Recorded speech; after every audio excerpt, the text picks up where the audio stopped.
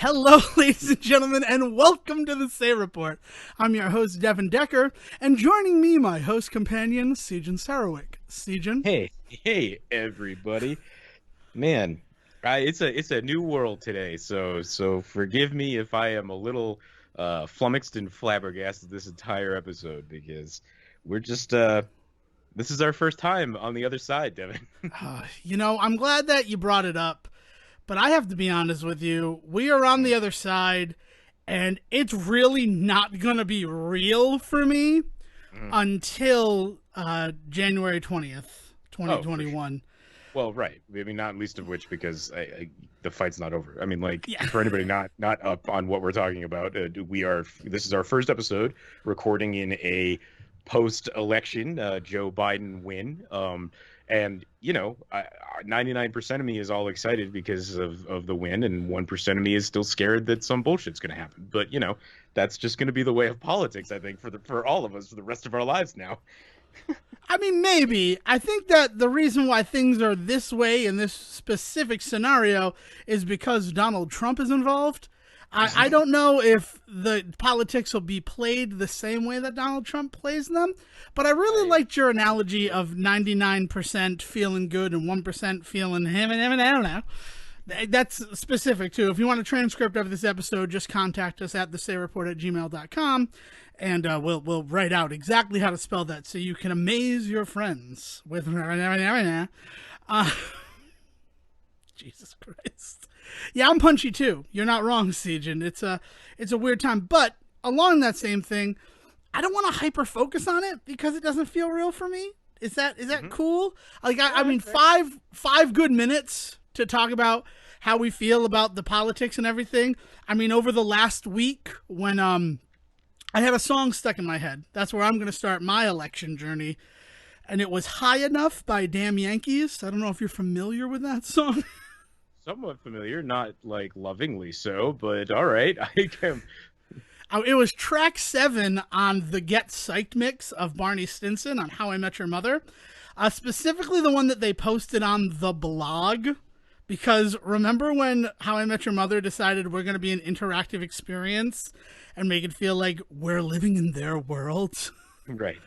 But he posted the 15 tracks that were on his Get Psyched mix on the blog. But then because it was, 2006, people could freeze their DVRs and write down what was actually on the track list because it was also like HD broadcasting had just started as well. And it was a different set of songs between the two of them. I don't know why. That seems like a real weird disconnect. If you're gonna go the distance to create this blog for this fake character, go all the way. You can't half-ass it because maybe it was too early. Maybe we didn't understand how internet culture was really gonna work in the late 2000s or 2010s. Like the fucking the ability to like freeze time and like really kind of just get into the minute details of every little piece of media was maybe not on everybody's mind at the moment. You say that, but The Simpsons were doing jokes like that I was pausing on VHS beginning in 1989. So look, nerd's gonna nerd. What are you gonna do? Like, but that's my point, right? You're right. You're not wrong. Yeah, it's like what if you're gonna do it, then go all the way because exactly that, right? Stop saying all the way. I know that we're talking about Damn Yankees High Enough, and that's like the lyric that goes into the chorus, but I don't want to sing because the Damn Yankees are notoriously litigious. Just having this conversation, they don't want to hear about it anymore. But I think the reason for that big disconnect is that specifically the mix from the show was all pump up, and the one that they put on the blog had like slow down moments. So it was like a better mix. It was like a better real world mix. It wasn't specifically the mix that, Barney Stinson talks about in that episode. Season 1, episode 11, for anybody who's curious. The limousine, right? The limousine, yep. Yeah. And yeah, it's just one of those situations where the better mix, they didn't want to like put out a mix that people could download because also iTunes was a thing, so everybody could get these songs. So they made it a better one. But High Enough by Damn Yankees is the song that started playing on repeat in my brain. And it could be because, as a settlement for my earlier legal troubles with Damn Yankees, a portion of my brain is rented out to them to store their music for all time in perpetuity. But I also think it's because I didn't want to hear about it anymore. I don't want to talk about it anymore. I just want this election to be over. Yeah. And despite the fact that even on this show, we preached patience in waiting for an outcome, when after the first night, it was so close for like Joe Biden to be the next president, I think we all just wanted it to happen. And that's made even more apparent when at 2:30 on November 4th, our president holds a press conference to say that I've won this election. Yep. This week has been a fucking roller coaster, man. Like, so that at the beginning of the week we recorded early, right? Like we wanted to get out of the way of all sorts of things going on this week, personal and politics and all that. And so I have just been basically in hiding since then, and like just poking out just enough to get the news, and then like if the news wasn't good, I ran back away. But then it started getting a little bit better and a little bit better throughout the week. So like, and I'm not kidding when I say we went into hiding. Like, we literally built a fort in the house. Like, I don't know if I talked about the PVC adventures that we had for Sukkot this year, but we had a bunch of PVC left over, and so I built like a structure in the den, and we like threw blankets over the couches, and like we've been just chilling out in our nice little safe zone, playing video games, reading books and stuff, and just not coming out if we don't have to. And so it's been pretty. I have been inundated with the news as well, and am also very much over it. But I am still in that place of awe and not quite sure what's happening because I wasn't getting all the news at once. I mean, I will be honest. My favorite text that I received over the past week was in response to "What is Siegen doing?" Oh, just building the PVC fort, like you do. like the usual. like people do. What are you doing, Devin? You should be building a PVC fort, you moron. I felt real attacked. Man. No, it's been strange. It's been a strange time, and the worst part of it is that even though our projected winner is Joe Biden, the electoral votes are not cast until December. Mm-hmm. And even then, they aren't verified until January for the very same reason. Yep. And we don't know if just because the vote says that Joe Biden should get these electoral votes, that they're going to go that way. And that's kind of terrifying. Right? Yeah, man. That's just... I mean, we are living in this weird fucking like purgatory right now. It's Schrodinger's election. Like, we don't really have any fucking clue until we look in the box, and we're not the ones allowed to look in the box, which is the worst part, right? Like, it's the system was put in place specifically for situations like this, and that's the worst part. Is like, it was a well-designed system for worst-case scenarios with the hope we'd never have one, and lo and behold, we're in one. So it's been a really weird week. So like, I've been completely distracting myself. It's funny that you mentioned like a song being the kind of the start of your week for this one, because I found myself diving into some weird stuff on Spotify this week, and lo and behold, came across Weird Al's new career as just doing fucking backups on actual pop songs now. Did you know this? No, that sounds incredible. I actually don't believe you. Portugal the Man put a single out, and Weird Al does a verse on it, and he just does a verse on it. So that doesn't. Like, there's no humor to it. There's no nothing. Like he's just brought in as a guest artist now. It's nice to like. It was an odd like moment where I heard his voice and I went, "Oh, Weird Al, this is gonna be great." And then like, it was good, but it wasn't funny, and I was like, "What's happening? Where am I?" Yeah, you say that he's a backup singer on stuff. I'm imagining that he's just one of those no-face people, like Effie in Dreamgirls. Yeah, who's yeah, just yeah. like he's just singing backup. No, no, no. The proper term is he's a featured artist. Featured Weird artist. Al has joined Lil Wayne and Michael McDonald. I'm pretty sure those are the two ends of the spectrum in terms of featured artists. You Yeah, correct yeah. me if I'm wrong. Billy Ray Cyrus is a nice middle in there. Something he just shows up all the time. Usher, right? Oh, the Ludacris's whole rap in "Take That, Rewind It Back." I don't know the name of that song right now. The entirety of my Ignition, band not by Ignition. B12. But Yeah, all those things that we just mentioned that definitely existed in music. But knowing that he's a featured artist, that yeah. makes total sense. That seems like the point in his life where Weird Al is at, especially after his whole I'm not going to do albums anymore because it's the future and nobody should be doing albums anymore. Weird Al hmm hath decreed it. No, I mean, like he's been in the singles business since his contract ended. What? I mean, at this point, 4 years ago, 5 years ago. At When was that big least. album? Yeah, But whenever that last big album of his was that had like foil on it, the phenomenal Royals spoof was there's a lot of good songs on that album because yeah, that's he also the one that released is 6 singles from it. Handy. Yeah. Yeah, yeah, The one I amazing can't work on think of that the one. Blurred Lines one.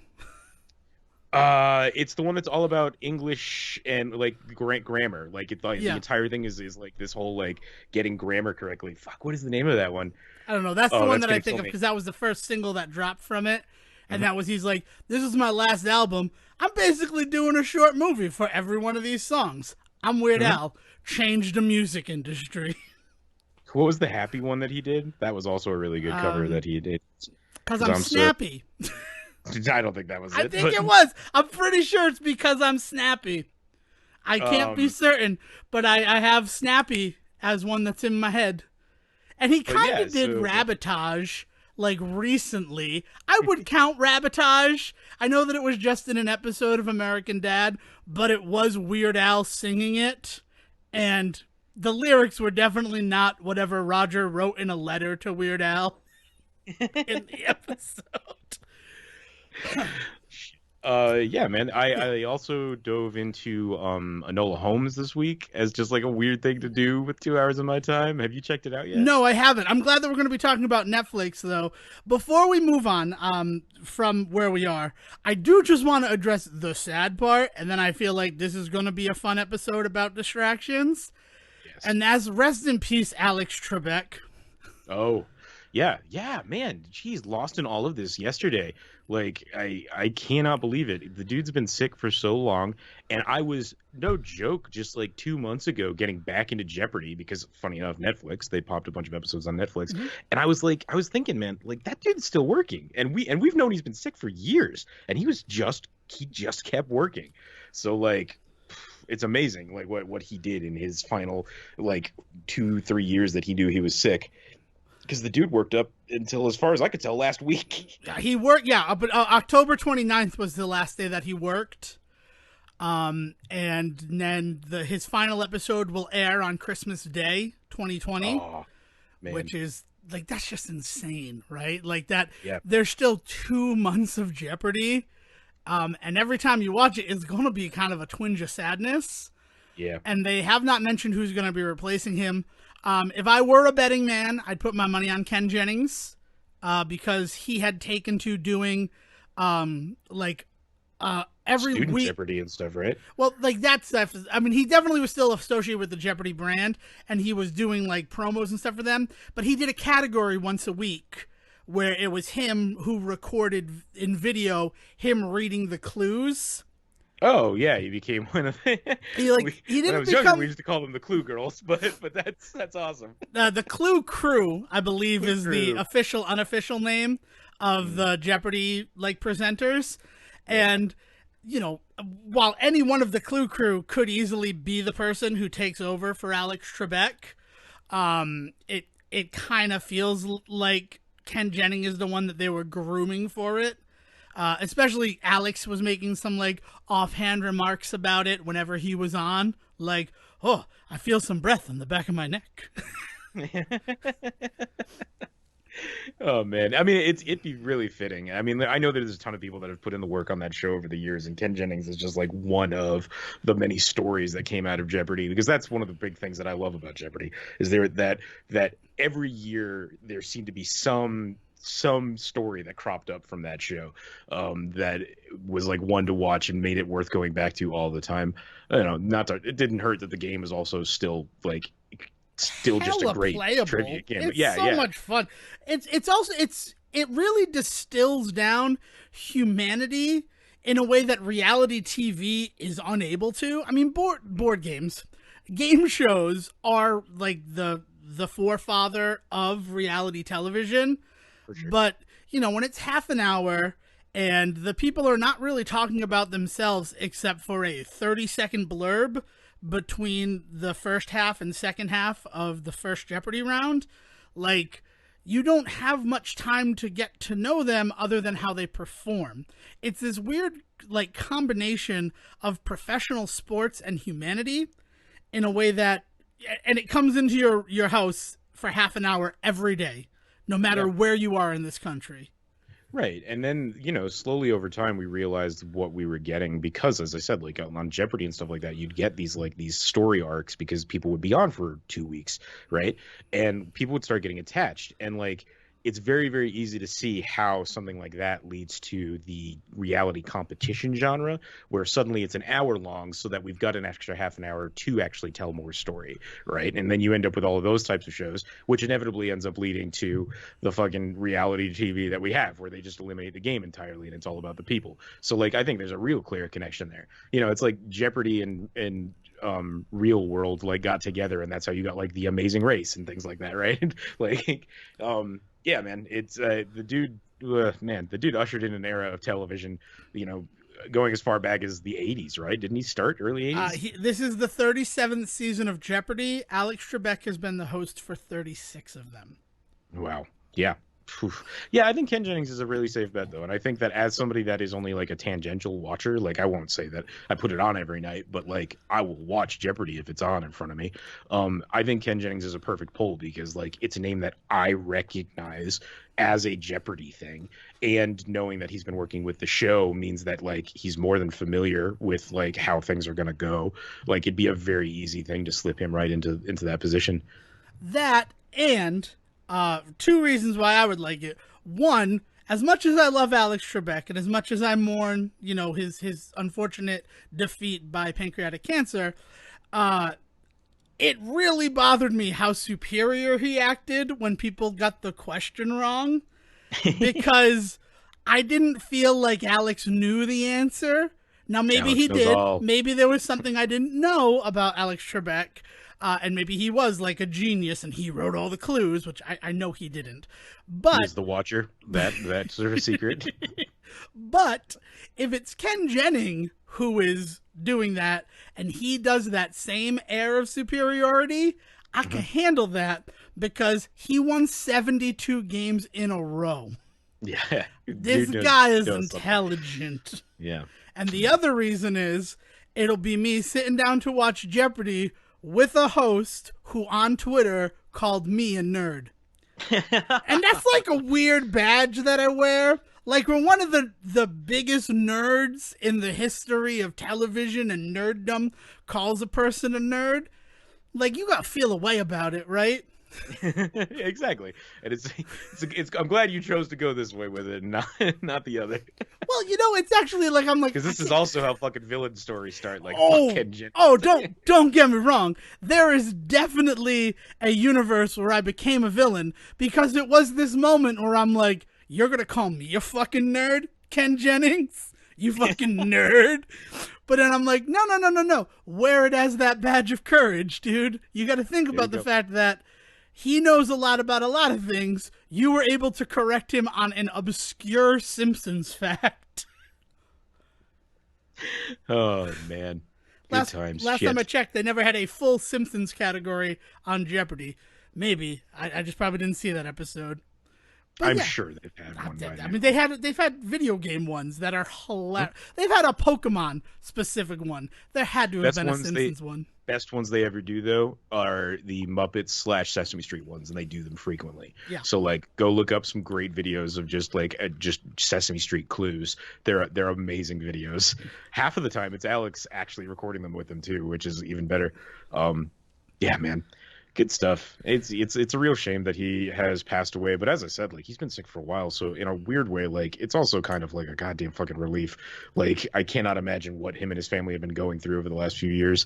So I hope that everybody is doing okay in that that tribe, but we will miss him greatly. Yeah, I think we all will. You know what is sad? Mhm. But yeah, so now that we've gotten that out the way, it's real cool that you brought up Netflix and Enola Holmes because I too watched some things on Netflix. But tell me about Enola Holmes because I'm interested. I just haven't had the time. I haven't found the time. I Is how I'm going to say was it. The one thing about it that really caught me off guard real quick, and it's either gonna this is to the audience, not just you, Dev. Oh, Like thank it's you. either gonna turn you on or it's gonna turn you off.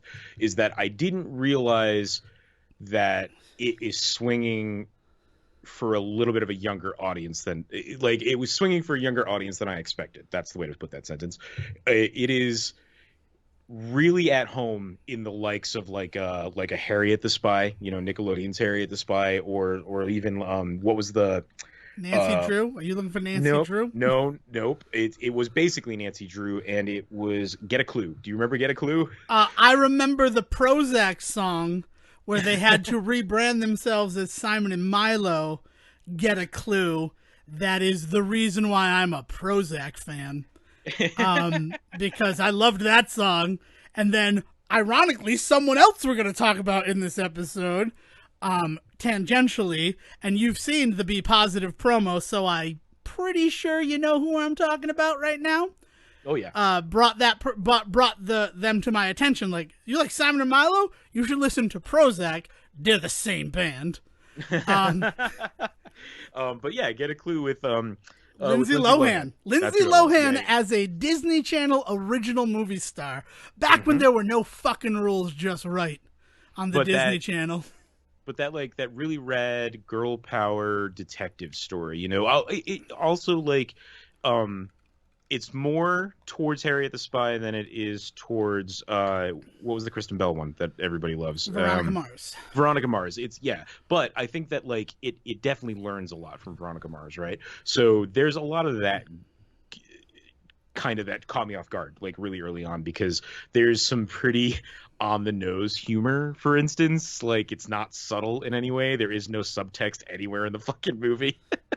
For any of the jokes. But that being said, it allows it to be extremely political in its feminist story. And no, like make no mistake, like if you're gonna watch this movie, prepare yourself for what is unabashedly a feminist like comedy, like family comedy. And so it's really really interesting. Other than that, man, it's real fucking rad. Like it looks really cool. It has a very almost Guy Ritchie Sherlock kind of feel to some of the action scenes, but at the same time, like it definitely establishes a lot of its own kind of style in the ways that it does some of like the framing shots and things like that. There's some beautiful use of like color and stuff throughout it. Like I couldn't get over how good it was just looking the whole time. I personally think it was like pretty perfect in terms of like story structure because like I fucking love like detective stories, Sherlock Holmes, shit like that. Like so like give me a good two hour story. Other people I was watching the movie with felt it went on a little too long for their liking, which I think it's just they didn't know what they were getting themselves into. I think so be prepared. It is a bit of a long one. It's 2 hours It's a and 5 minutes. 4-hour I think. movie, so No, it's like 2 hours and 5 minutes. So like it's not like it's not crazy. It's shorter than Avengers, right? Wasn't Avengers an hour 2 and 10? Avengers, to quote my mother, since you just rewatched it, well, I really wish they hadn't added a half hour of fighting, because that movie would have been great at 2 hours. I'm like, yeah, we're going to cover the clock when we watch these movies from now on, Ma.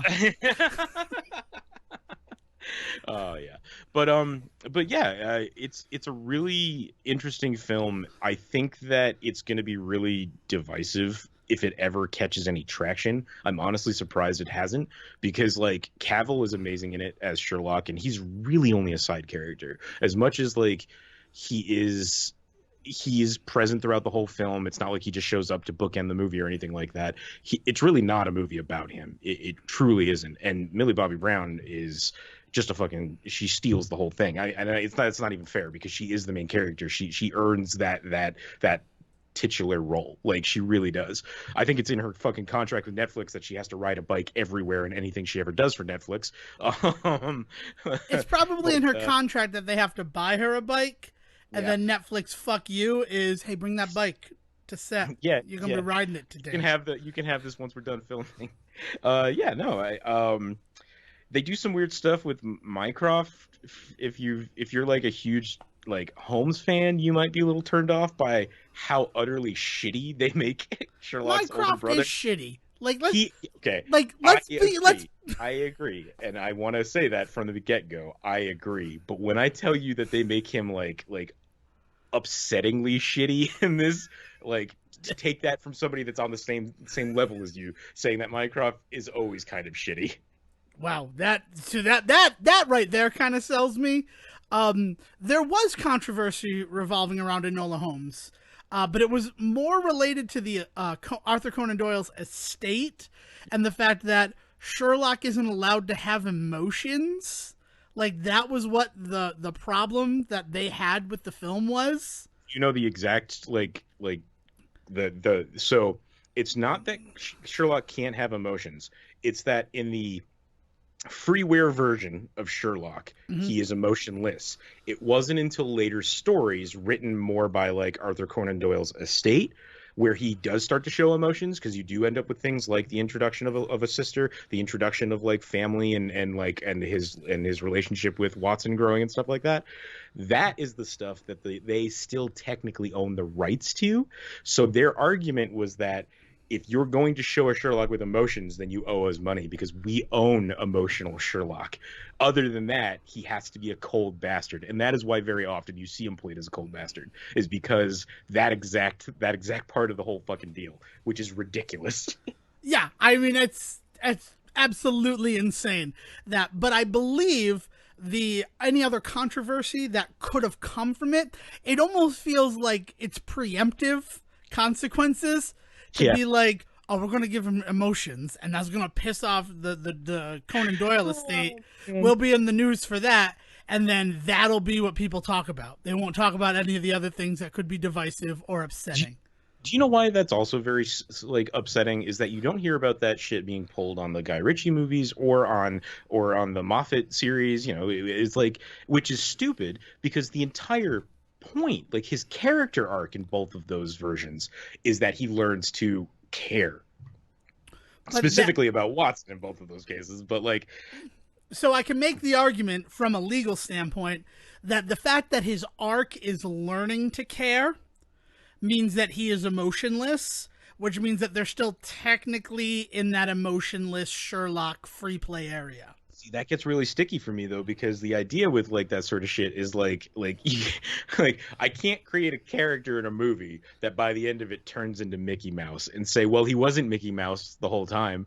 I can still get in trouble for that, right? Like, slowly. Oh, by the way, my new horror movie, fucking The Mouse, fucking TM. But this man slowly turning into Mickey Mouse as the days go by. Like, at the end of that movie, Disney's still gonna have something to fucking say to me.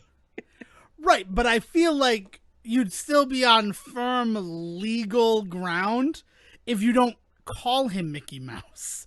Or if you make him distinct enough from the character. Like how South Park gets away with having Mickey as a fucking character, but by making him just a heartless bastard that Mickey would definitely be if he worked for the Disney Corporation.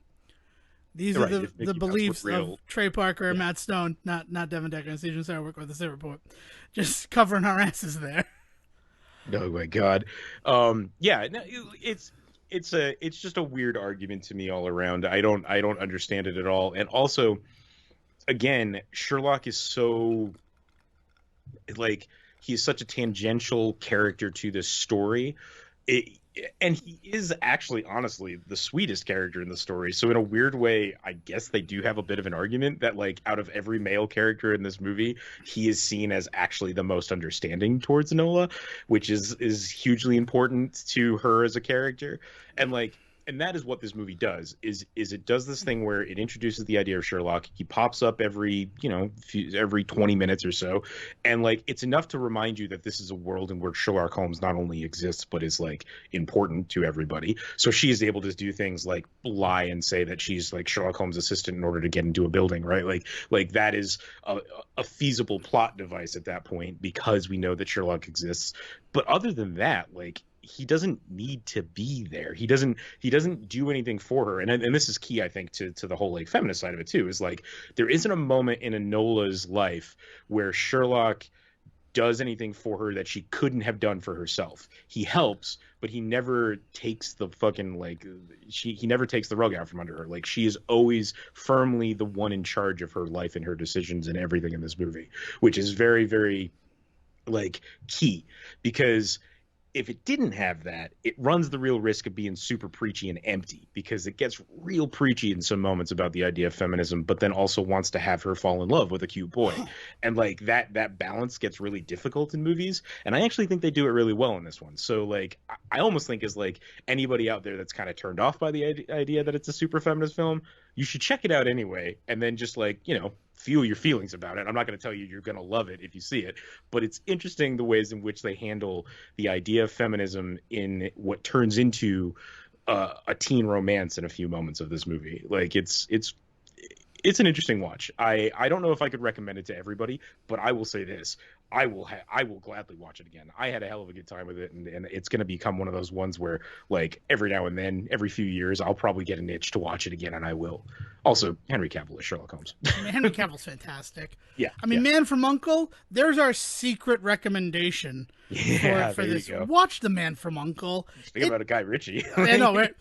For also, full disclosure, every time someone brings up Guy Ritchie, I have to remind myself that he is not Guy Pearce. No. Two different guys. Oh, yeah, two different guys, literally.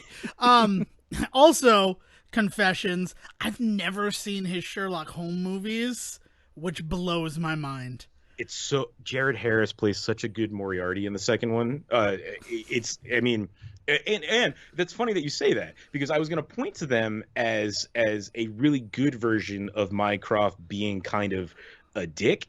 Stephen Fry plays him in both of those movies, or at least the second one. I don't know if he's in the first one. I don't remember. But Stephen Fry is Mycroft in both of those, right?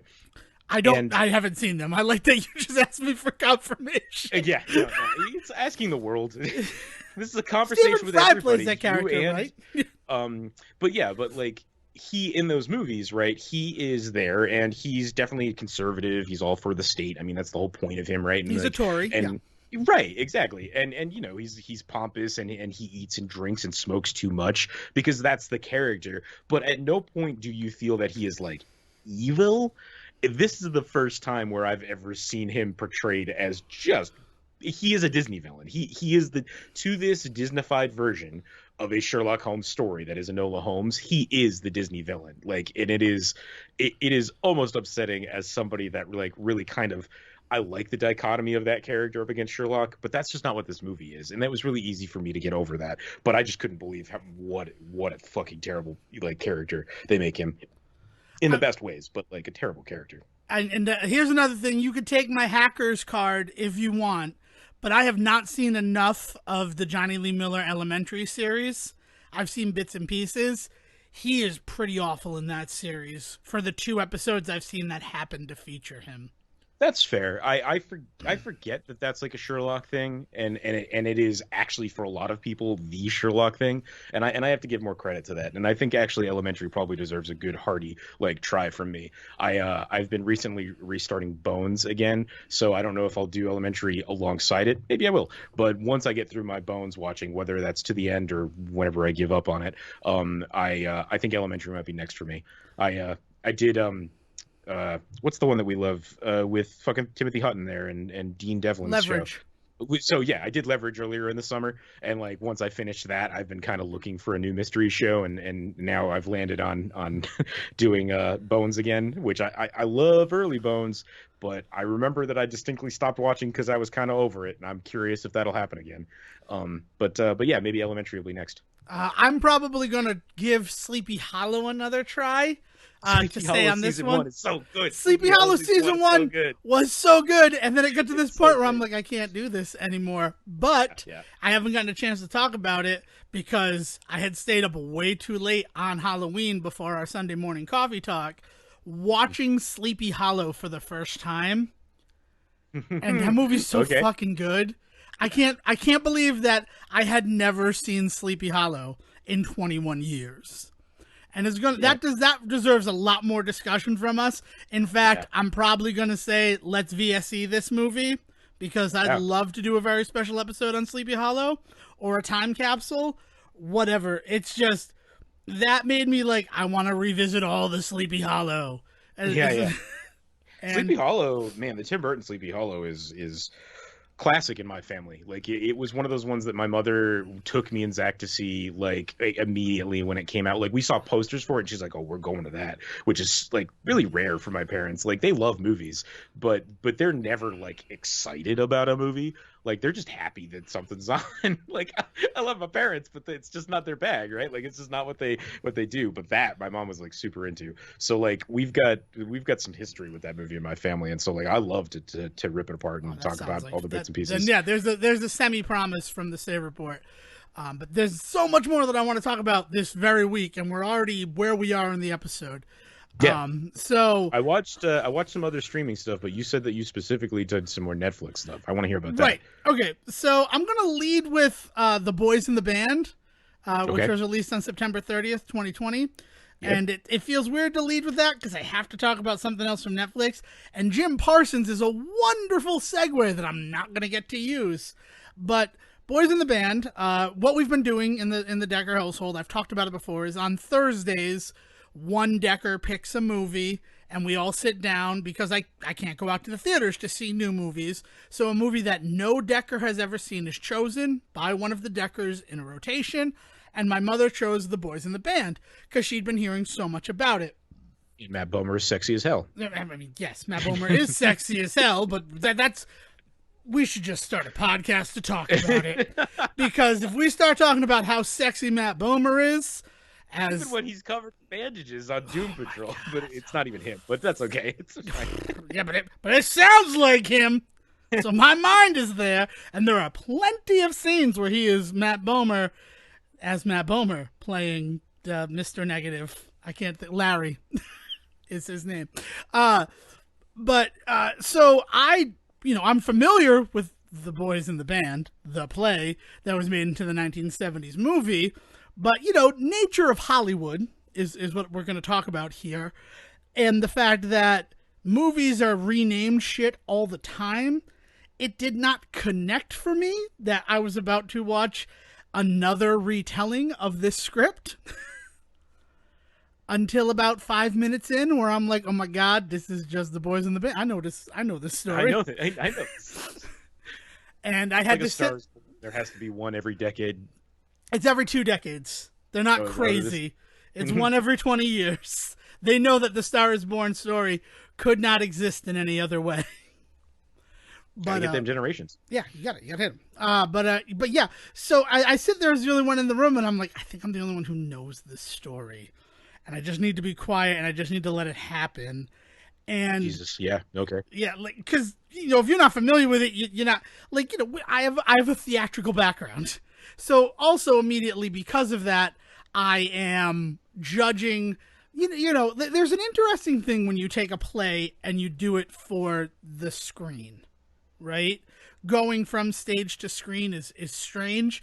And for me, and this is my own personal opinion, I like when you play with the new medium a little bit. And Boys in the Band, I mean, I'm sure you're familiar with it, right? Mm-hmm. Yep. It's a real play story. It's one location and all of that. Yeah. So there's not a lot of room to do that. And it follows a lot of old conventions of playwriting. Yes. Yeah. Very true. The Three Unities, I believe it's called. Hmm. So there's not a lot of room to do that. And then there's like this one moment where it branches off and you think, oh my God, like we're going to use the medium the way that we can use the medium. But it's like too little.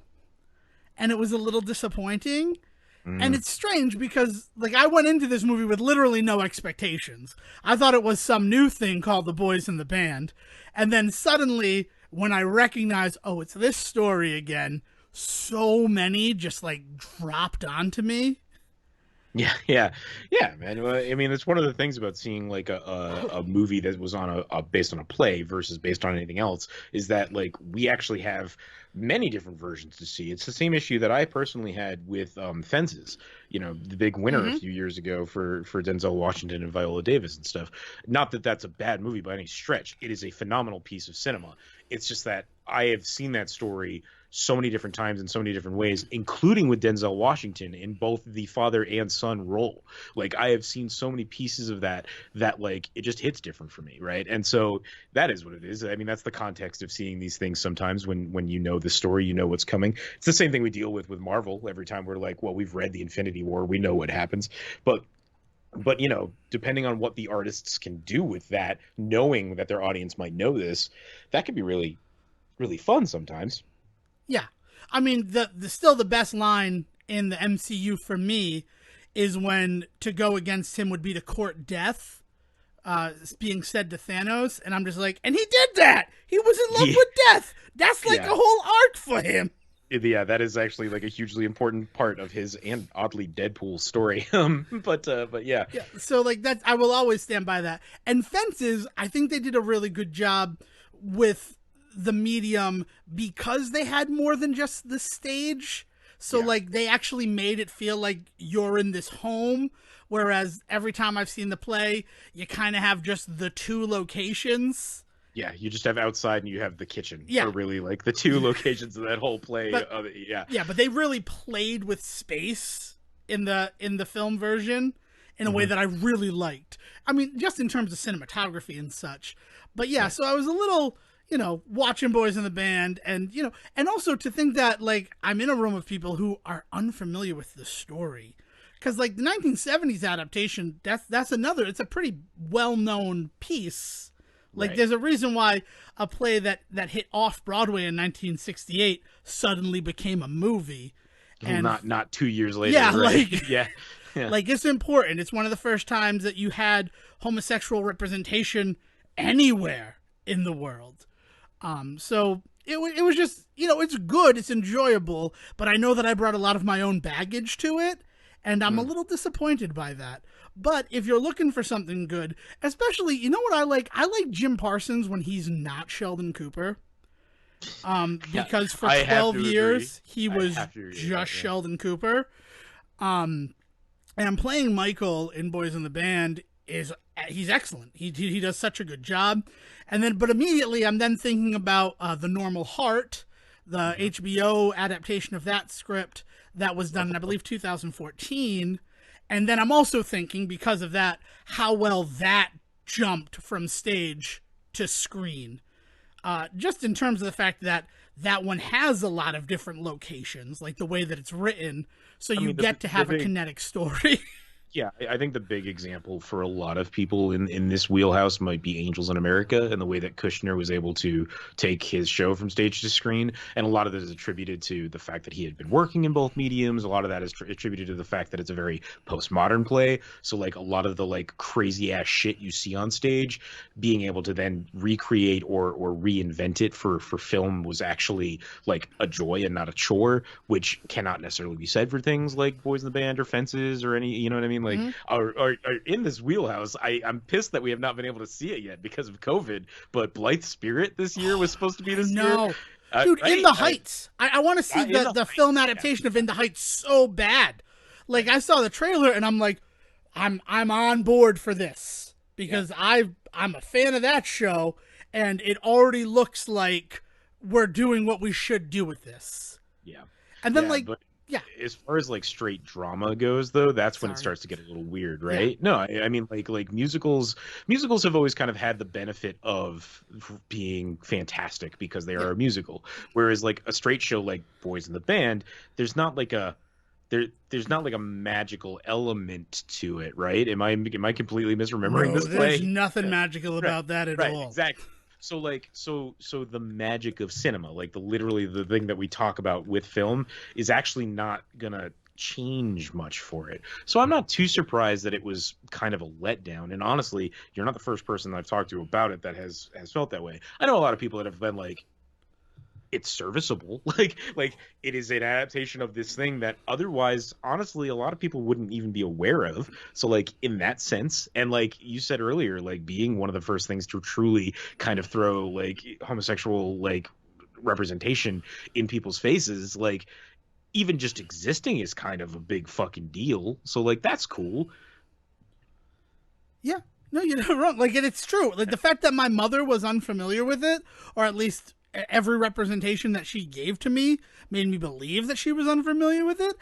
There was that part of me that's like, well, I'm glad that you're now familiar with it. I'm glad that it's not just, me with my theater degree who knows it in this house. I'm glad that we all sat down to watch it.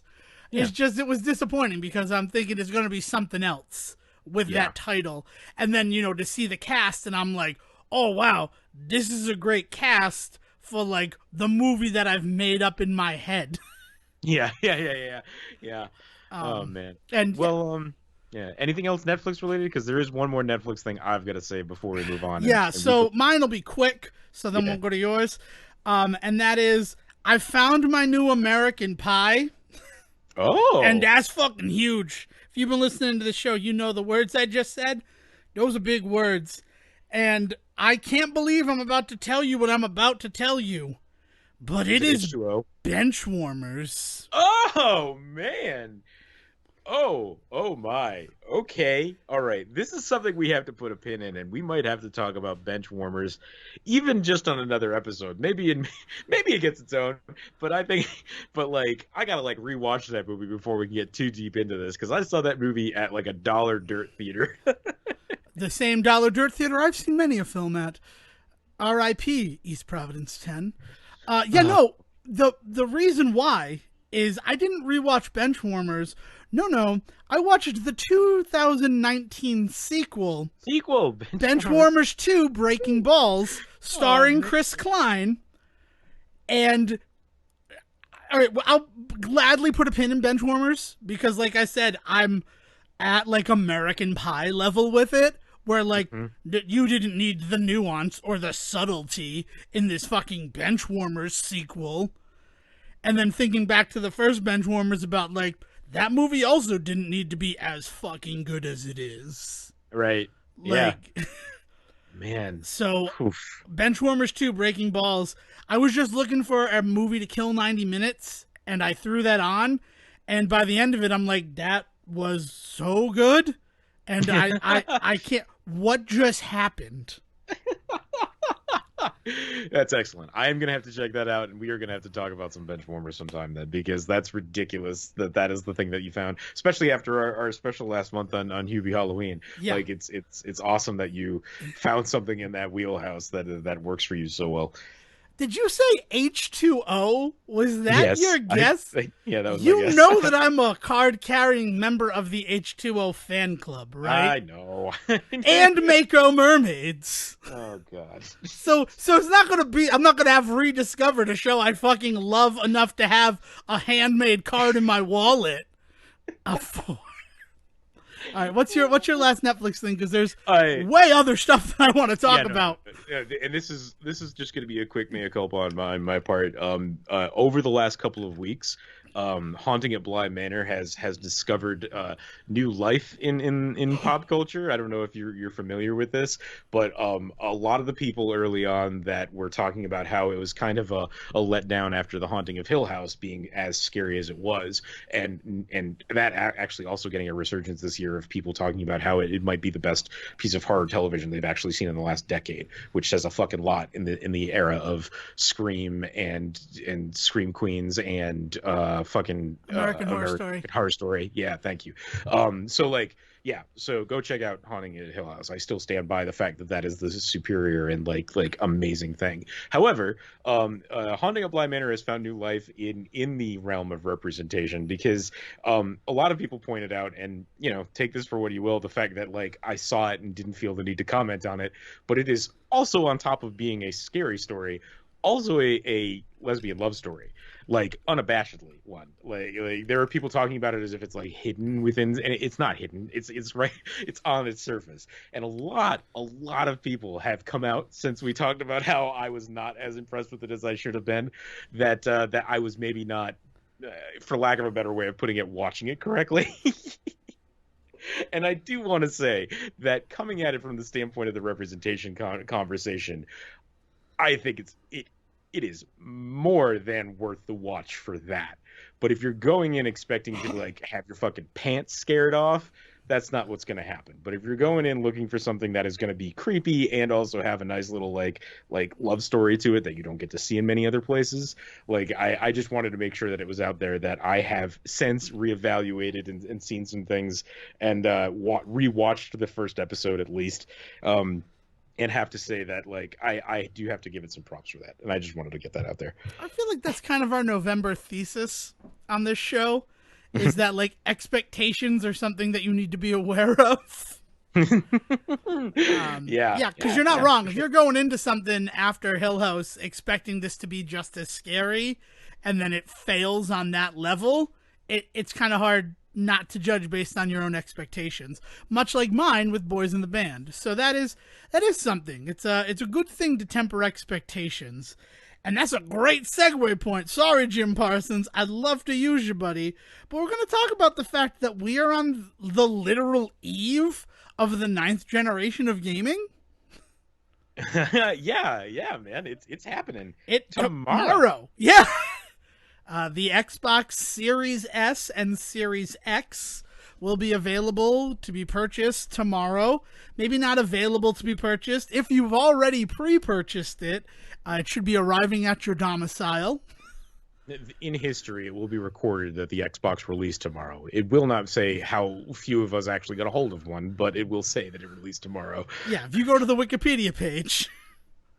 Yeah. And I don't know. I'm cautiously optimistic for the 9th generation of video game consoles.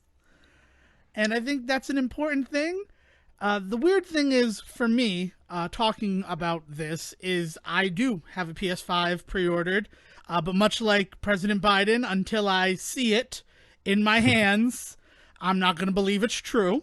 Right, yeah. Even though I do have a controller and Demon's Souls currently in my house before the console is ready to like be used or has arrived to me.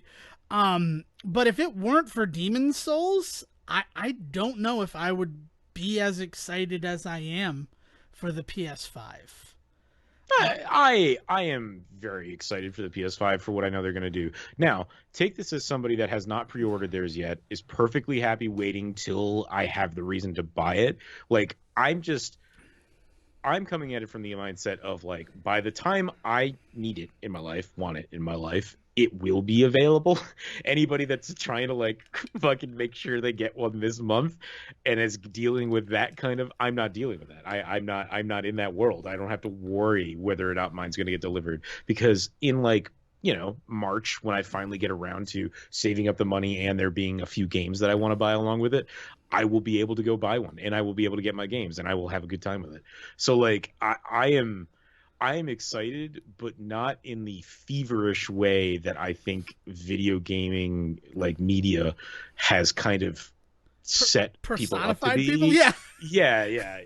Well, that's just it. Is I don't even think they've personified people to be it. I hear a lot of people talking about how excited everyone should be, but I also don't hear much from people being like, no, but I am that excited. And I don't think that's necessarily a bad thing, though. That's what's key here. I think that's like a great thing. I think that's where we should be. I think that. Right. The reason why these consoles should not be depending on a feverish first day sale in order to live or die. That's not fair to it or us as fans. Yeah, I mean, I've never been a day one person, especially in the post PS3 era where like they came out, they were super expensive, and then like 50% of them failed within the first year. Yeah. Like that's a real thing that we saw happen. So it's a reason why I usually waited. But Demon Souls is this thing that gets me up and gets me in my Converse shoes waiting for the mailman to arrive on Thursday. Hey man, Like, whatever blows your skirt up, right? Like if that's what's gonna do it for you. Look, I am actually legitimately excited to try Demon Souls as somebody that's not a huge lover of those games. Although I have been playing Bloodborne a lot lately, and we'll get into that if we want to. But I'd love to, because that's a very good connective tissue thing to what we're talking about. but Demon Souls is an exciting thing, man, because like you got to remember, like I think I mentioned this the first time you talked about Demon Souls being out on this console. Like I remember those conversations in those early days when Demon Souls was like just coming over from Japan, and there was like a very select few people around you that were willing to put up with what is now one of the most popular genres in gaming, but like that like rage-inducing rogue game that like I remember hearing people having full out like fighting, yelling arguments about whether or not it was a quote unquote good game because of the fact that it punished you so severely. And now like that's just part of the DNA of gaming, right? And so like it's one of the few things where I feel like we have been not just alive but also aware of the industry enough to actually watch it change like it has because of that. Like there's very few things that I can point to that like I was alive for Mario being a thing, Super Mario and all that, but like I wasn't aware of what that was actually doing for video games in the 90s, Sonic and Sega, right? And like when the PlayStation came out, like it never occurred to me how much this was changing the world, but I was with the Souls games in a weird way. Yeah, definitely. And it's for me, I bought Demon Souls and then I went to the ocean. And Demon Souls is the kind of game where you need to make a plan to play it. Like I don't want to like scare anyone away, but it's not a game that you're going to jump in cuz you have a spare 10 minutes.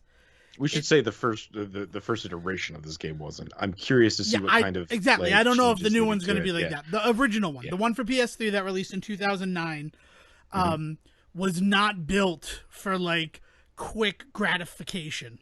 Right. And playing on and living on the ship where I had a PS3 and I had Demon Souls with me, that meant that I'd never got into the game because I'd boot it up, I'd play for 10 minutes, and then I'd get a call over my walkie that I was needed somewhere. Which, you know, Dead Rising 2, perfect for that. Because exactly. you can just stop in the middle of killing those zombies and the game don't really care. Ditto games like Scott Pilgrim and Sonic the Hedgehog 4. The games that got me through being on the ocean. So when I came back in 2011, I sat down on Memorial Day and I played for 8 hours straight. And over the next 104 days, I was able to platinum the game just by giving it the time, scheduling time to play it. Yeah. And the saddest thing about that for me, and you know, it's this personal experience, I understand that, was because it was 2 years later, the online component, which was one of the other big groundbreaking things of the Demon Souls game, was not as prevalent as it was when it was new. So for me, even though I've beaten this game and spent so much time on it, I'm excited to play in this world with other people. Because that's never something that I've ever done. That's crazy to me. The idea that I get it, but the idea that there was a lull in the frenzy of a Souls game is nuts to me now. Like, people didn't shut up about fucking Dark Souls 2 until Bloodborne came out, and then they didn't shut up about Bloodborne until Dark Souls 3 came out. You know what I mean? Like there's never been a moment in like since these games really garnered the steam that they did, and mostly it was on the tail end of 2 with Bloodborne coming out and stuff, but like there hasn't been a moment's rest since. And again, the ways in which that it affected other games. So even when there might have been any semblance of a lull, you had these other things that were coming in and they were like, oh, it's going to do that punishment thing that really well, or it's going to do that roguelike thing really well, or it's going to do that atmosphere really well. Like, I was just playing Shadow and Mordor, replaying it, I should say, because not only was the second one free recently, but the first one was free a couple of years ago, and I was like, I should give those like a really good, like in-depth like play again, because they're nerdy and fun, and they have the Batman mechanics and all that shit. And like, I'm sitting there playing it, and I'm like, man, there's a lot of like creepy Demon Souls, Dark Souls-esque like shit going on in the art style of this game. Like, yes, it's borrowing from the movies, but like the other thing it's heavily influenced by is that. Or I was just playing the Borderlands 3. There's a DLC that is heavily H.P. Lovecraft inspired, Mm-hmm. but the game that it is pulling from for a lot of it is Dark Souls, or Bloodborne. I mean, you literally run up to doors and listen to people on the other side of them tell you like ghost stories and shit like that. And there's a dude wandering around in a fucking top hat with a cane that turns into a gun. Like there's all sorts of shit that I'm like, oh, this is clearly making fun of Bloodborne this entire time. Yeah, it's so it is. It's something that I'm excited about, and it's not that lull was strange, but it's one that existed, and one of the main reasons was that Dark Souls was coming out in October, which is one of the other reasons why I like buckled down and said I'm going to finish Demon Souls, because I want to be there on day one for Dark Souls, so that there are people. And then, they they didn't shut down the servers for Demon Souls until like 2014, like something absurd. And I did find like, message boards and people who are like, we're all going to try to play Demon Souls together this weekend. So like be available from this time to this time. And that was an interesting thing to be a part of, but it wasn't that same thing when like Dark Souls 3 first came out. And I was playing that with people, and nobody knew anything. Like, it wasn't new. And even though Demon Souls is a remake of a game from 2009, there's still going to be that getting to know you because of just how different all of the mechanics appear. And it's not Dark Souls. Yeah. Like, that's the thing, is a lot of people, I think, are going to jump onto it thinking it's basically, like, the prequel to the Dark Souls series. And, like, it is, but in the truest sense, meaning that a lot of fucking shit changed between 1 and 2. It is Mega Man to Mega Man 2 in no uncertain terms. Like, clearly it's the same type of game, but very different. So I'm excited. It's something that I'm excited about, and that's why I did it. But the other big thing that, a new system supposedly coming into my life this week is I have a backlog of games that I want to complete. Okay. And that is why this weekend, Devin Decker completed the entire Momodora series. Not something many people have in their backlog, I'm going to be honest. I am excited to hear you talk about it, but we have to at least admit up front that this is something that, like, you may not even be aware of. Yeah, the only reason that I'm aware of Momodora is because my first appearance on Arcade Pit, we got a question on the Quizler board was from Momodora Reverie Under the Moonlight, which is the fourth game in the series. And I'm like, I have no idea what that game is. And I'm like, I need to learn what this game is. And I went to go download it. And in searching for it online, I found that it was the fourth game in a series. So I'm like, well, I can't just play the fourth game without playing the ones that came before it. Right. 2016 Devin was very naive. So I decided to track down the other ones. And Momodora 1 and 2, they're available on itch.io. And I didn't think I have to pay anything to get them when I downloaded them. So the first two games were available, downloaded them. The first game is Cave Story. It's just like I was inspired by Cave Story and made my own game. Brad, I mean, like, look, there's worse games to be inspired by. Yeah, no, I'm not. It's just one of those situations where, in addition to your leaf weapon, you have guns. and like Yeah. guns are the Okay. big part of it. And it feels like Cave Story with the screen shake and the different types of guns. The difference being it's very linear. Where Cave Story was more of that Metroidvania, this is very much go from point A to point B and just keep going. And then the final boss is Dead Man's Tennis. There's a term for that. But I think it's Dead Man's Tennis, where you have to, I'll shoot your energy back at you with my weapon. Right. So I beat that one and I enjoyed it. And then the second game is just, now we're a Metroidvania. Have fun. You have to you just have to explore. Guns are gone, but you can throw cards like your Pocky and or Rocky from Pocky and Rocky. Nice. And that was really fun, but I got the bad ending, and then I had to figure out how to get the good ending, and that disappointed me because it's just random. Like, you randomly have to go to a room and you fall through the floor after you've done everything that you're supposed to do. So that was fun. And then you get it and you get the good ending. And then 3 and 4, you actually have to pay for. 3 is only available on Steam. And right now, I don't know until when, but I want to say like maybe the 12th of November, is available for $1.99. So if you're interested in the Momodora games, is not a huge investment.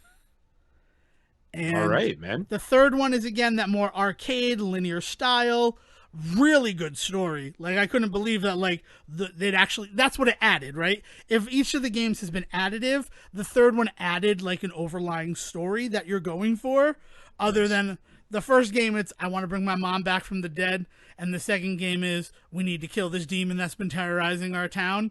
Like, Hey, the man. third one. 3 points make a straight line. Two points will make a line, but you can never be sure it's straight unless you have 3. So that it's very key that to narrative storytelling to have at least 3 acts, right? And it's very, very good. And that's what the third one adds. And then this is the big one.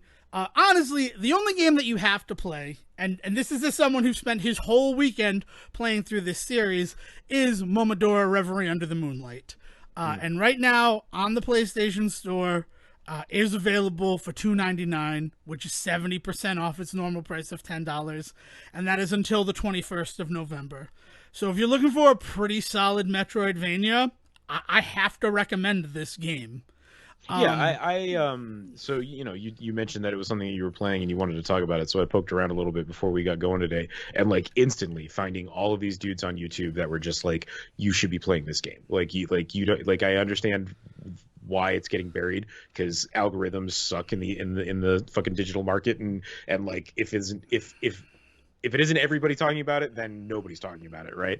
And it feels like it's one of those unfortunate things that's right on the line of, if just like 1 or 2 of the right people picked it up, it would suddenly be like a huge fucking thing, especially with 4 games in the series, right? Like that's no joke. Like, being able to go back and do that 4 times over is awesome as a fan. Yeah, and the spiritual successor, which is like Minoria. It's minor and then Minordia, maybe. I can't remember it because it's not Momodora, and it's very hard to say. But the artwork for it features characters that are very similar to characters from Reverie Under the Moonlight. And that just released at the end of September this year. So that's the other reason why there's kind of been a resurgence in discussing it. I don't know if I'm going to play that game because the graphics and art style is such a shift from the other ones that, like, it was unpleasing to my eyes. Where I'm just like, oh, I don't know if I could play this game for 8 solid hours the way that I did the other 4. But Reverie Under the Moonlight is a prequel to all the other games. So the fact that I played those other games, I didn't really need to do that. I'm glad that I did, because the bunch of lore from the 4th game, like where things were established, was sprinkled through those first 3 games. Like the first boss that you fight, you find a statue dedicated to her that gives your attacks poison damage. And that makes sense that it gives poison damage because she is a poison centipede. Nice. Excellent. So it's like this really like, oh, that's cool. That's cool that you did that. Thank you for that. But it's really good, and it's the one that feels the most game of games, but also and talking about, how gaming has changed. By the end of it, I'm like, this is really like Bloodborne. This game. It's a lot of gothic horror. There's a curse that's keeping everybody indoors, and you come as this priestess from the west who wants to purify the village. So, Nice. and the game design, there is a definitive point in it where you can go up or down, and that will change how you experience the game. So if you go up, you experience, one thing, or if you go down, and eventually they come together, much like how a Dark Souls or Demon Souls or Bloodborne happens, where like you have Right. this one choice in the beginning, so it's not necessarily linear gameplay, and depending on which choice you make, you're going to have a different experience. Fucking wild, man. That's good stuff. Yeah, it's I'm glad very that you had a good time with your video gaming. yeah. I got into real deep. Got into a game in like the last like week in hiding in my hidey hole here at home. And it's one that I didn't expect to really ever check out, and then found myself just like completely enamored to the point where I almost, if the Switch allowed you to platinum things, I would have been real damn close to platinuming it. It was SteamWorld Dig 2. um, I've talked about SteamWorld before, like all iterations of it before. SteamWorld Dig is the first game created by this company, Image and Form Games, and it is this really phenomenal, easy play game where you play as a robot who goes underground, and you have a pickaxe, and you can dig through the earth, and you find diamonds and shit, turn them in for money, buy a better pickaxe, keep going, right? There's other power-ups as well. As the game goes on, you start to learn about like how there's this like techno realm buried deep beneath the earth, and that you're kind of like working your way towards that, and you keep finding all of these bits and bobs that kind of make your robot better and better. At some point you start to do a steam jump. At some point you get a power fist. You get all this other stuff that allows you, really, in SteamWorld Dig, the key is everything is working towards making you a better miner. You are constantly getting better tools to dig through the earth and find better gems and all that. There are baddies. There are some minions running around that you do have to strategically attack. But what's interesting about the game is you don't ever have to attack anybody head on if you don't want. If you do things right, if you dig things out right, you can actually like drop like rocks and stuff on people, or like open up traps for them to like fall into water or acid or lava, like depending on what realm you're in. And so like there's this really thing, or you can head on attack somebody with like your fist or your pickaxe if you want, right? And this is all SteamWorld Dig, the first one. And then a few years later, they came out with a new game in the series, SteamWorld Heist, and it was like this complete shift. The gameplay was now like CS:GO Go, only on like a 2D plane, and it's like you move a player, you shoot your gun, and it does whatever it does, right? And it was like it had nothing to do with SteamWorld Dig, but what it did is it really pushed like the lore of this world. And then eventually they came out with SteamWorld Quest, which was another game entirely of itself, and that is this like fantasy Final Fantasy style like game where you play again in this robot world where everything is steam powered and all this stuff, right? So when SteamWorld Dig 2 came out, I was kind of a little like mediocre about it. Like I was a little lukewarm about the idea, because to me it was them kind of going back to an idea, and they had gotten so good at like not doing that, at completely changing the concept of the game. So the idea of just going back to SteamWorld was like, was intriguing, because I loved that game. Like that is a game that I did in fact finish and completely in every aspect. And then bought it again on PlayStation and playing on platinum yet again there. But like I just wasn't interested in necessarily a game that kind of just did the same thing. But on Switch, it went down to like $3 at the beginning of this week. Like I couldn't say no.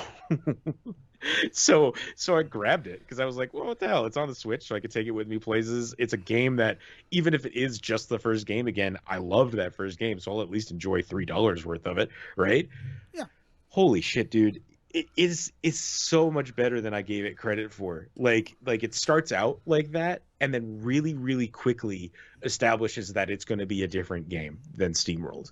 It's no longer like the focus is no longer on the mining. It's definitely still part of it because that's in its DNA, but at the end of it, it is so much more the Metroidvania-esque like thing where it's all about getting these powers that yes they help you in the mine but they also help you out in the real world like as like there's this like whole overworld that you can go to and there's like these other little places like there's like a cult temple that you find out they've been worshiping like the techno gods and so you have to like go in there and like there's like boss battles in there and stuff like that and there's this whole weird connective storyline between how you got from SteamWorld Dig to SteamWorld Heist because SteamWorld Heist the other big thing about it is it takes place in space and whereas like SteamWorld Dig is very much about digging down SteamWorld Heist is very much about like leaving Earth because it's exploded and so like this is like the connective tissue as to what happened between the two so there's also this really deep like lore to it on top of that like the artwork is the best that they've ever done it's still 2D because all of their games have been that way.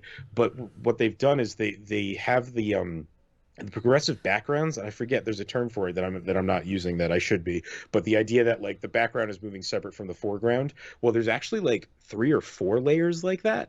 So there's these things where like you can move around and like things move in a way that it felt like I was playing on like a 3DS in some cases. In fact, I kind of wish I could play this game on a 3DS. And that's saying something when like the majority of the action is just on this 2D plane in front of you. But it was just gorgeous looking at the way that it interacted with like what was going on in the background. There was straight up like clues in the background that I first off didn't pick up on because like as you're digging down, you can find like vent exits to get back up top really quick, which is super useful rather than having to climb all the way back up. You can just vent really quick. And like I after don't a know. That sounds a while little sus, Siegen. Venting. but after a while like you realize oh I can follow the vent pipe like you can see it in the background so if I follow it in this direction and just dig in this direction I'll probably find a new one and sure enough like that's how I found like 3 or 4 extra events that made it easier to play the rest of the game and then like the way that at the end game you have all these like godlike powers you can do all of this shit and you can basically go in and clear out the mine. You can clear out like they have special puzzle rooms, all this sort of shit. And then this one specifically has an upgrade system that works so well. Like kind of in that roguelike stance of like think about like you go down to the mine as far as you can and then you either exit or you die either way you have to come back and restart right and it's that constant run of as how far can I get before I have to restart how far can I get before I have to restart and like that is part of this just like it was in SteamWorld Dig 1 but what they do is they put this upgrade system where every time you come back to restart no cost to you you can just change whatever you fucking want like you're given like a pool of stars I can't remember exactly what it is cogs I think is what it is because they're robots but you're given like a pool of cogs and you just dump them into certain powers some cost 1 cog some cost all the way up to like 5 and like you can just at any moment be like all right I don't need this power anymore so give me those 5 cogs back and I'm just going to spread them out here and here so I found myself going on like these like specific runs for like treasure and like I had all of these power-ups set so that I could like locate treasure would glow, treasure would double up if I found it, things like that, right? And then the next time I was like, all right, my next thing is I need to kill 3 of these specific enemies. So I know I'm going to go to this area on the map and I'm going to take all these cogs and put them towards attack power-ups instead. And so I would just like power myself up and just I found myself just constantly just thinking to myself one more run and this time I'll do this and this time I can change this and it was like the way that it enraptured me for a game that is probably only about 10 hours long even if you play it the way that I did and it only cost me $3 like it was kind of the best gaming experience I've had in a while like well-rounded beginning to end gaming experience. That's awesome. I'm glad that we both had games like that. I kind of like downplayed my Reverie Under the Moonlight time with Momodora, but you get rewards if you can beat the bosses without taking damage. So a game that everybody critiques as being about 3 hours long was much longer for me because I wanted to make sure I could learn boss patterns and beat them without taking damage because I'm not going to get those items, even though there's no reward tied to them. It's not like there's a trophy for getting those things. No, in which true like Devin fashion, you just like making video games harder than they need yeah, to right. be. Well, You just love playing. to be that way. fair, I did it on normal mode. I didn't do it on hard mode because like I got to the first boss on hard mode and I'm like, I need to do this on normal because I won't enjoy it if it's on hard mode. But one trophy eludes me, and the name of that trophy is "Don't Even Try This," which is clear the game on insane difficulty. Oh man. And that requires you to finish the game on hard mode in order to unlock insane difficulty. So, like, not completely done with my backlog yet. I'm going to pound my head against the wall for a while to try to get a trophy that the trophy's very existence tells you don't bother with this. And I very much want to move to a final point that I want to talk about.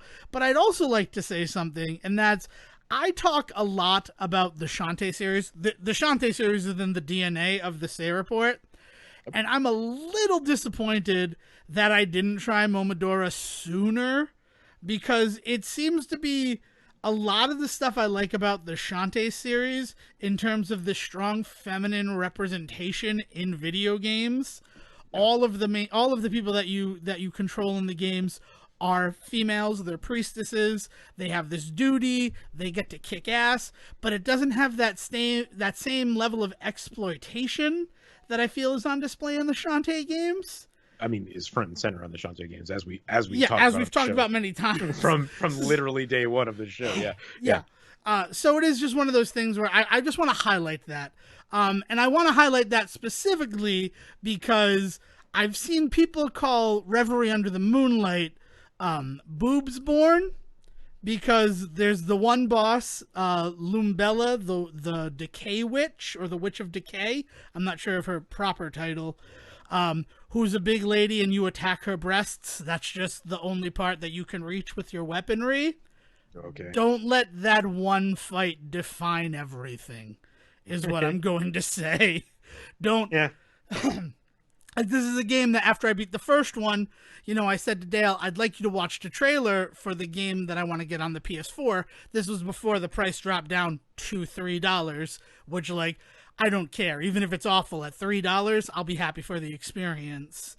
And her initial thing was, there was that boss where you attacked the boobs and they got real jiggle physics and I feel uncomfortable, was kind of the discussion that we had.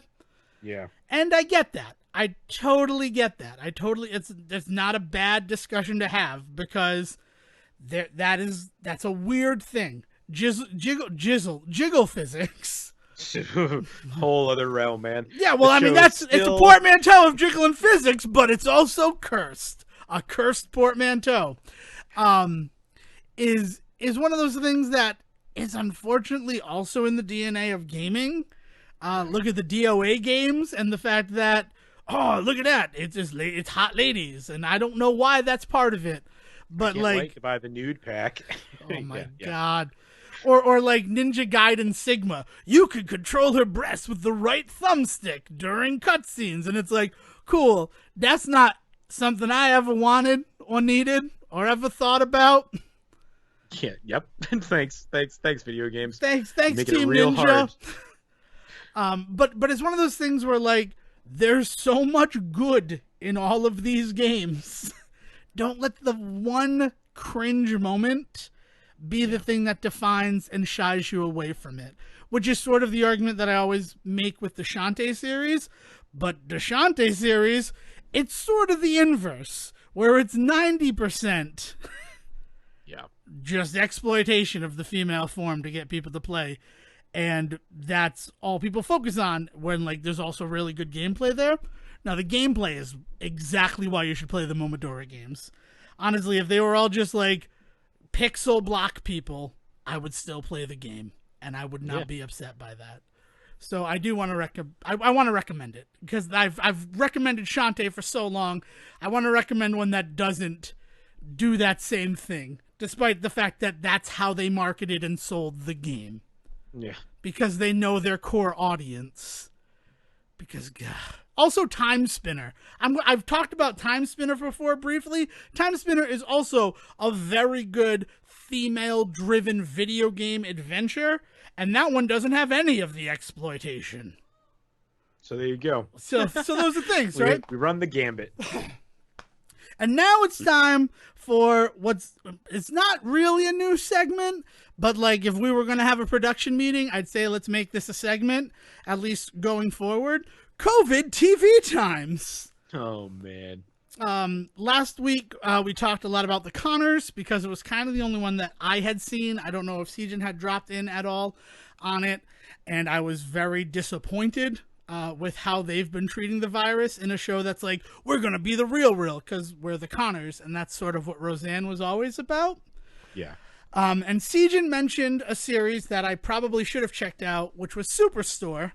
And good news, everyone, Superstore continues to exist in the weirdest fucking timeline ever. Because the season finale of season 5 was entitled California Part 1 because production was shut down before they could shoot California Part 2. Now, most series did that thing where we're going to open up with the season finale. American Housewife very clearly did that. Young Sheldon, very clearly, the graduation premiere of season 4 was meant to be a season finale, right down to the fact that it did what all of the season finales did, which was have another cast member from The Big Bang Theory speak. I know that's weird, but it is something that they've had done. It's a weird thing. Like, it's like Sheldon's telling a story, and then one of the other cast members from the show has a comment, or it at least heavily referenced Big Bang Theory. And it was cute. It was nice, that he named his son Leonard Cooper. And like, oh my God, my heart a little swells up because, oh my God, he named after his roommate. But then he's like, I wanted to name him Leonard Nimoy Cooper, but Amy wouldn't allow that. And then Amy's like, you're lucky I let you name him Leonard. And then I'm like, pretty sure he named him after Leonard Nimoy. Pretty sure he didn't name him after his roommate at this point. But that was very clearly that. But Superstore, just by the nature of what the series is, they did a specific episode as the premiere called Essential Workers, which really talked about the store going from March until now and how they were affected by the COVID pandemic and how things happened.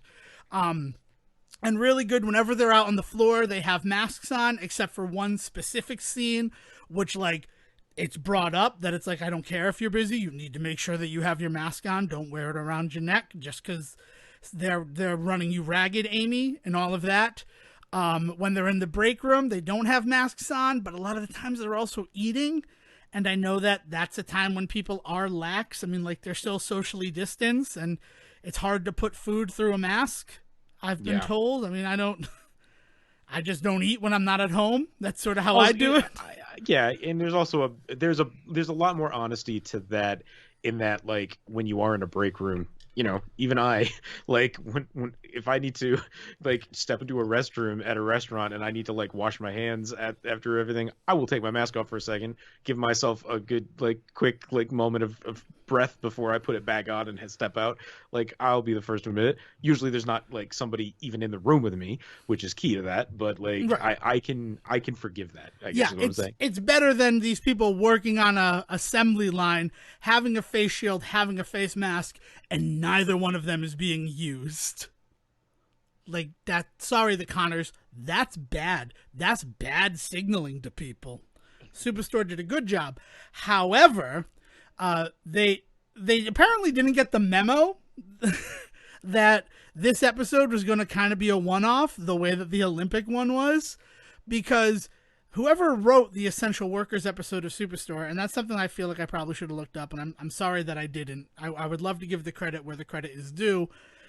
Kind of sowed the seeds for Jonah and Amy breaking up, as, like, living through this pandemic together has shown us that maybe we're not as compatible as we thought we were. And that was cool. Like, that was a really cool idea to me, making it real. Because one big thing that we've seen in this is that it will make or break couples. Yeah. Jesus. This is one thing it's taught us is what we are willing to fucking put up with, for sure. Yes. Yeah. And one of those things, and with America Ferrara leaving, they could have very easily, this is the reason where she says to Jonah, you know what, maybe I'm just going to go to California alone. because after this, I don't know if we could survive the move. And then it'd feel like adult and everything like that. But no, the second episode was California Part 2, where they broke up because Amy wasn't ready to get married, which didn't feel like a thought at all Yeah. in anything in the prior episode. Didn't feel like, it felt like it was still April of April of this year before 6 months went by. So yeah, like that essential workers episode, weird bubble episode again, just like the Olympics episode. Where does it fit in the timeline? It doesn't. It just doesn't. It can't in any way, shape, or form fit into the timeline, because you could have, really easily could have, but no, we already had a script written for California Part 2. You want us to write 2 scripts? What are we, Donahue? Donahue wasn't scripted, but Shit. but yeah, so that's something. Young Sheldon came back, set in the 90s, so they don't have to do anything related to COVID. They're probably going to be okay. But then the other one that I was like, this is the one that's going to make or break me in terms of COVID representation on television. NCIS New Orleans premiered last night. And I took the time to watch it before I recorded this episode, and I am happy to report they fucking nailed it. They nailed it on so many. They nailed it to such an extent that we had to stop it halfway through because my mother was uncomfortable because of just how real the representation of the disease was in the show.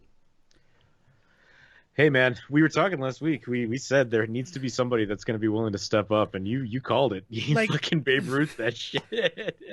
Yeah, so I'm happy I called one of them because there was another shot that I wanted to call. First of all, NCIS New Orleans, it was a to be continued episode. I'm mad at you, NCIS New Orleans, even though you were handling this with the most aplomb of any other show that has decided to treat the COVID-19 pandemic and crisis as something that should be represented in media, and it totally is. It's part of history, and there isn't a reason why we shouldn't be reporting on it or finding some way to tell stories in a world where it still exists. So I commend you, but don't you to be continue me ever in a season premiere. I gotta wait a week now. I'm pissed off.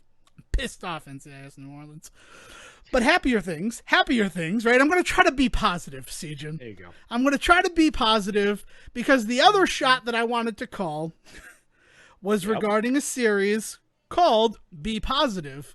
It's the latest presented by Chuck Lorre.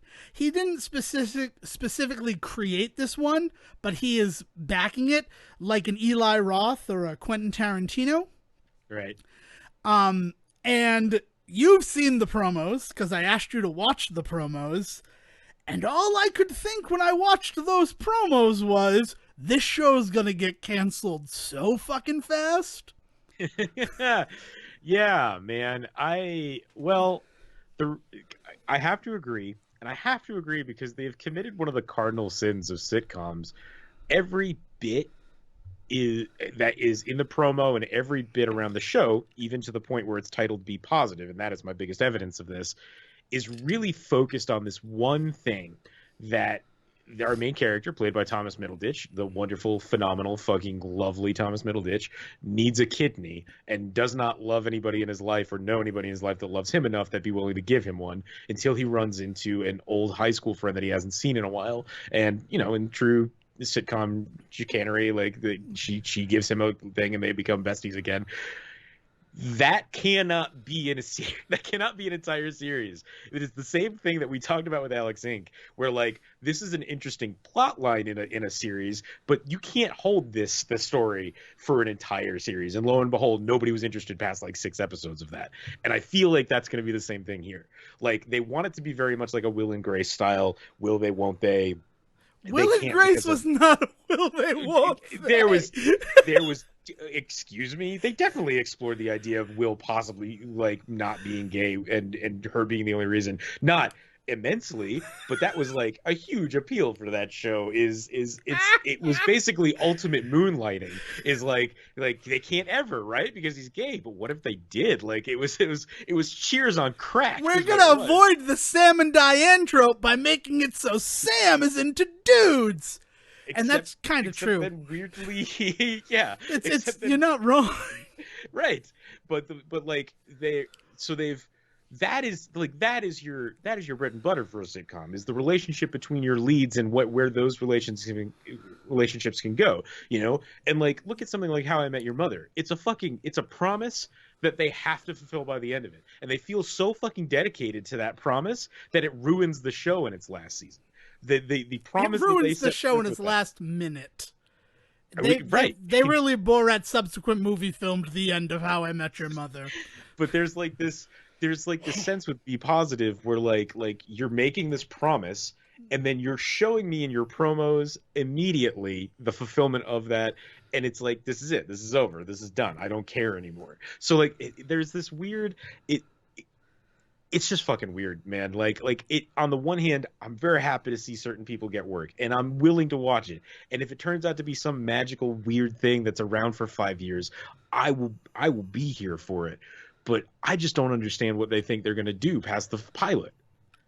So first of all, it's Thomas Middleditch with his biggest compact disc energy ever.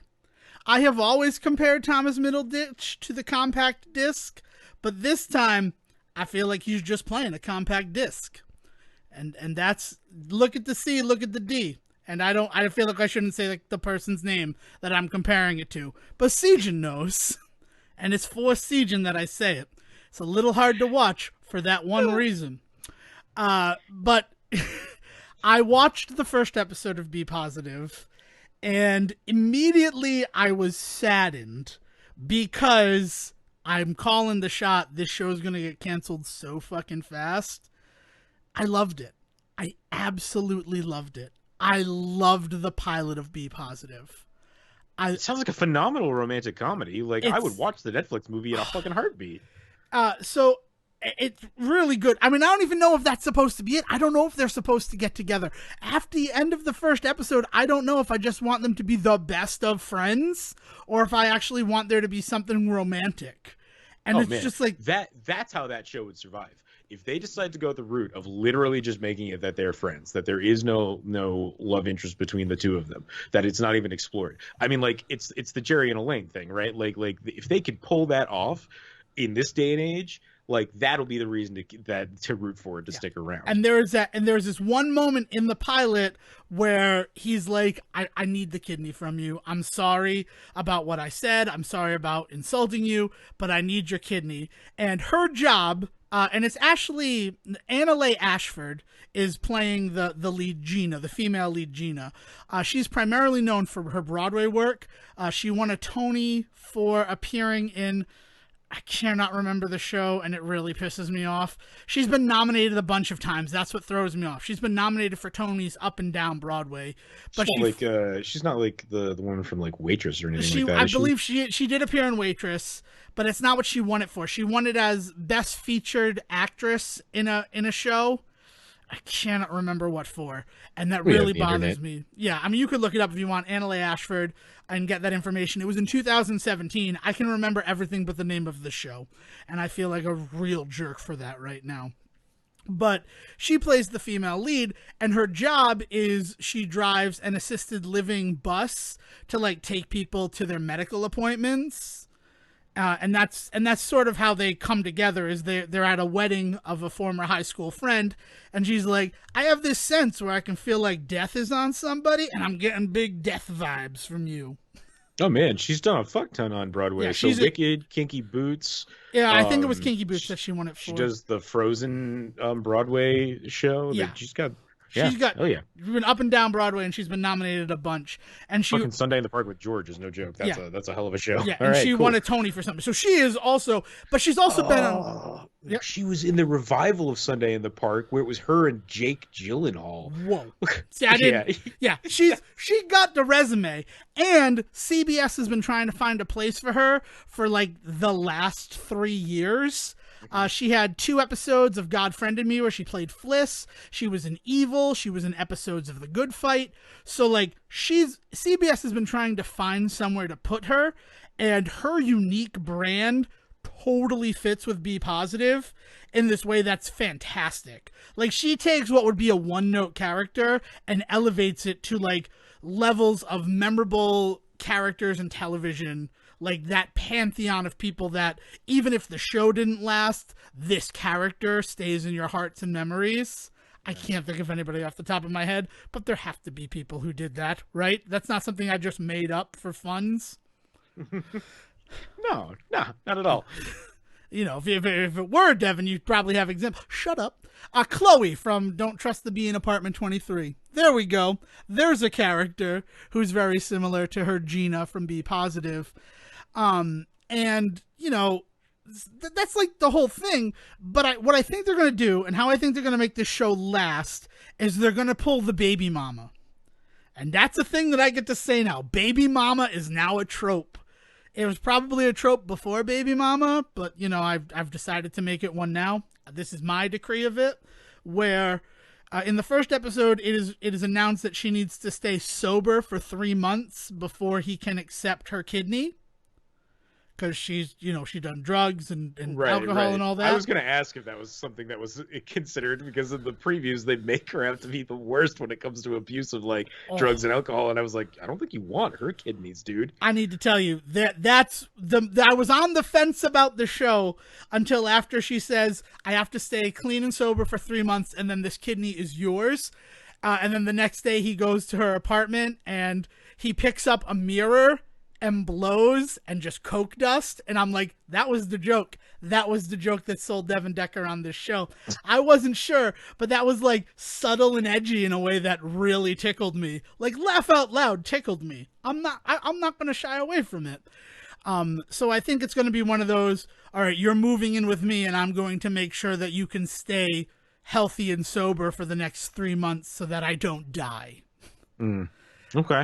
So then you have a little bit of Odd Couple there with the whole them having to live together and her trying to curtail the life, and then also her positive attitude rubbing off on him because like he's real Debbie Downer type character. So if it does end up being a 1-season Dolly, and even if it's that, I don't think it's going to get the like extension. I don't think more episodes are going to be ordered for this particular series. I still feel that way. I think that there's a lot that they can do in like a 12 episode series to just make it entertaining television. Yeah. But I still stand by the show's going to get canceled so fast. It feels like it's going to fit real well into that realm of like 2 guys and a girl, right? Where like you know, it's fondly remembered. It lasted for a few years, but everybody on it went on to bigger and better things, right? Like it has an oeuvre about it that I'm very much in favor of. Yeah. It's better than Alex Inc. I'll tell you that. After the first episode of Alex Inc., I'm like, I need to do a podcast about this because it's not going to last much longer. And doing a podcast about the failed podcast show, that should be profit, right? Yeah. One last thing about Ashford, because it's too good to not bring up. She does a lot of stuff on Broadway, and so in that, you know, a lot of the time when you're working on Broadway, you do a bunch of like workshopping. So one of the things that she actually is apparently known for is she got to workshop and do the staged reading of the character of Campbell from Bring It On the musical. So there you go. I need to see Bring It On the musical. I forgot that was a musical. Yeah, almost won a fucking Tony for its choreography. It's so good. I mean, because I love Bring It On now. I mean, and here's the talk. Here's the real talk. We haven't talked about it on the show, and then we'll begin to wrap this up. I'm very sorry this is a long one, but just a lot of distractions over the last week that led to a lot of things to discuss. Coyote Ugly is apparently getting a series, which is something we joked about way back in April of 2017 when this show was just learning to walk. So I hope that Bring It On gets a series too. And honestly, we should figure out a way to be the ones who do it. That's me calling my shot again. MTV series already, it blows my mind. I could have sworn it was actually, but no, man, it's just been 6 movies. Inexplicably 6 movies. That you honestly could easily break up into 30-minute chunks and put on TV as if it was a series. I mean, I think All or Nothing was actually meant to be a pilot, if I'm not mistaken. Like, they were shooting it as a pilot, and then they're like, no, these will stay as direct-to-DVD movies. Yeah, this is not. We didn't get picked up. Well, Yeah. that's the true story, right? Is it probably was shot as a pilot? Somebody was like, "We're not going to buy this," and so somebody else thought, "But it's good enough to put up online." Yeah. So there's the world. I need to check that out. All right. So now we into Endgame now, son. And this is our 199th episode of the Say Report, which means that our next episode is the 200th episode of the Say Report. And we'll be entering the company of things like Cheers, American Dad. I'd say The Young and the Restless, but I feel like you got to get over 1,000 before you can compare yourself to that. Yeah, that's a dream that we can aim for. I mean, American Dad just hit 300 episodes this year. The last episode that aired was their 300th. It was actually their 297th. I'm watching you, American Dad. I know your secrets. But yeah, we're entering a prestigious club. So our 200th episode next week. There's going to be some laughs. There's going to be some fun. I believe our third Musketeer is going to be joining us for most, if not all, of the episode, which will be exciting. Yeah. But Strong Bad Emails. Yeah, that's the other one I wanted to compare us to, because his 200th email is fantastic. If we can be half as good as the 200th Strong Bad Email, I'll give myself a thumbs up in the mirror. I like doing that sometimes. It makes you feel positive. Anywho, so if you are a listener of the Say Report, whether this is your first or 50th episode that you're listening to, I'd love to hear from you for our 200th episode. So, send an email to us to thesayreport@gmail.com. You can get us on Twitter @thesayreport. Love to hear from you. If you have questions, right? Let's turn it into an Ask Us Anything thing, right? I can't see that ending poorly at all. Right? No, literally ask us anything. If anything, it's only going to be good for the episode. Might be terrible for us, but it'll be great for the episode. But I'll answer. I don't care. I'll answer questions. So yeah, get us specifically to thesayreport@gmail.com or on Twitter @thesayreport, and we'll try to answer your questions in our 200th episode. The quiz master himself will probably be here, so it'll be fun to make him ask them. In addition to whatever he's prepared. I'm so nervous for whatever he's prepared, Sejan. I'm going to be completely honest with you. See, this is my superpower. Since I'm so bad at his quizzes anyway, I fear nothing. I'm always ignorant. That's my secret, Dev. But yeah, so, we want to hear from you, because this is a pretty big milestone. I mean, the bigger milestone for me is going to be episode 208, because that means we've been doing this for 4 years, which that blows my mind to actually think of it in terms of that. But 200, big round number. Big round numbers are impressive. And, I'm excited about it. So we want to hear from you. But if in the meantime you would like to ask me anything about Momodora specifically, you can get me on Twitter @DevinDDecker. Yeah, and if you want to hit me up about honestly any good gaming stuff that you got going on right now, because winter is coming, my friends, and I'm going to be stuck inside. There's already 6 inches of snow outside my Utah window. So hit me up with some video game recommendations to get me through the snow at Siege vs. the World. Spoilers, after Siegen's big reveal about SteamWorld Dig 2, the next time I have a Stadia subscription, I'm probably going to play through it. So Nice. Look forward to that reveal later on in the show. But yeah, so until next time, where he'll be here probably the whole time, let's throw it over to Will to bring us home. Thank you for listening to the Say Report with your host Devin Decker and Stephen Serwick. Please follow the guys on Twitter and Facebook by searching for The Say Report, and you can always subscribe on your podcast channel so this is delivered straight to you and you can enjoy it every week. With apologies to your mother, we'll see you next time.